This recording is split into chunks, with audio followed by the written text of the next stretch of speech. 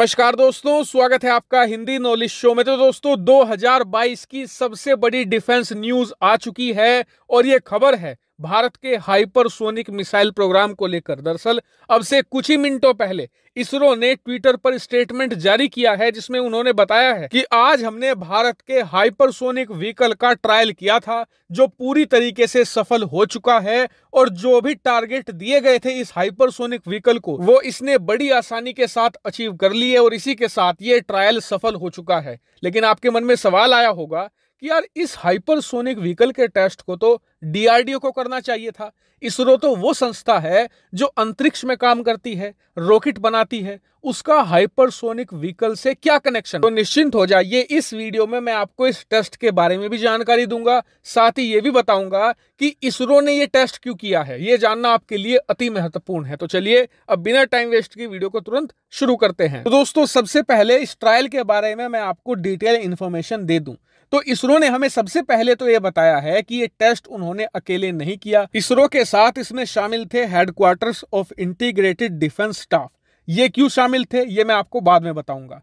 इसके अलावा सबसे खास बात इस ट्रायल की रही कि इसको लेकर कोई नो टाइम वार्निंग जारी नहीं की गई, ना ही इसके बारे में पहले से कोई इन्फॉर्मेशन दी गई थी, यानी कि बहुत ही सीक्रेटिव तरीके से इसे अंजाम दिया गया है। तो सबसे खास बात, भारत जब भी किसी हथियार का टेस्ट करता है तो उसके बारे में टेक्निकल इंफॉर्मेशन दी जाती है कि हमारे हथियार ने कैसी परफॉर्मेंस दी है, क्या उसने ऊंचाई प्राप्त करी है, कितनी लंबी दूरी प्राप्त करी है और साथ ही उसने परफॉर्मेंस कैसी दी है। लेकिन इस टेस्ट के बारे में अभी तक किसी भी प्रकार की कोई भी एडिशनल टेक्निकल इंफॉर्मेशन नहीं दी गई है और इसके पीछे दो कारण हो सकते हैं। पहला ये कि भारत सीक्रेसी बरतना चाहता हो या फिर दूसरा ये कि अभी टेस्ट हुए 1 घंटा ही हुए हैं, मैं बहुत जल्दी वीडियो बना रहा हूं, हो सकता है बाद में इस पर डिटेल में इंफॉर्मेशन आए तो मैं आपको बाद में अलग से वीडियो बनाकर बता दूंगा। लेकिन अब आते हैं मेन मुद्दे पर कि अभी तक जितने भी भारत ने हाइपरसोनिक व्हीकल के परीक्षण किए हैं वो सारे के सारे डीआरडीओ द्वारा किए गए हैं। यहां तक कि हाइपरसोनिक टेक्नोलॉजी से जुड़ी हुई कोई छोटी मोटी चीज का टेस्ट भी हुआ है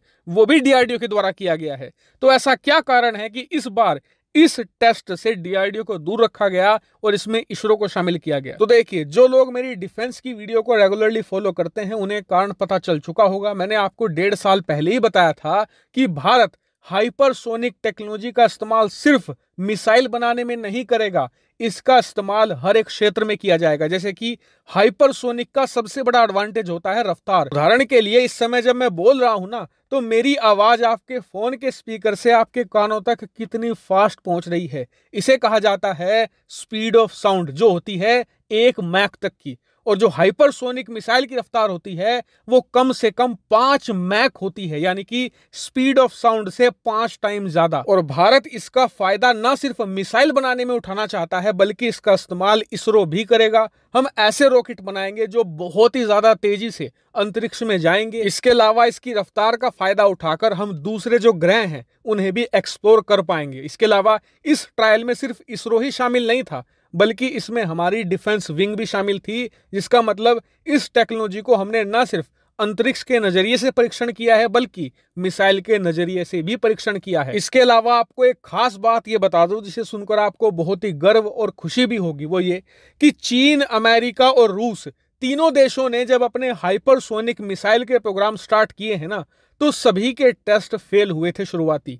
यहां तक कि चीन, अमेरिका के तो अब तक टेस्ट फेल हो रहे हैं, लेकिन भारत अब तक कम से कम 4 ऐसे टेस्ट और ट्रायल हाइपरसोनिक टेक्नोलॉजी के कर चुका है जो सारे के सारे 100% सफल रहे हैं। और इस सब का श्रेय जाता है हमारे वैज्ञानिकों को, उनकी मेहनत को, उनके दृढ़ निश्चय को और देश के प्रति उनकी सच्ची निष्ठा को। हम उन्हें सैल्यूट करते हैं। हालांकि इस पूरे रिपोर्ट पर आपका क्या मानना है कमेंट करके जरूर बताएगा। Thank you very much for watching video.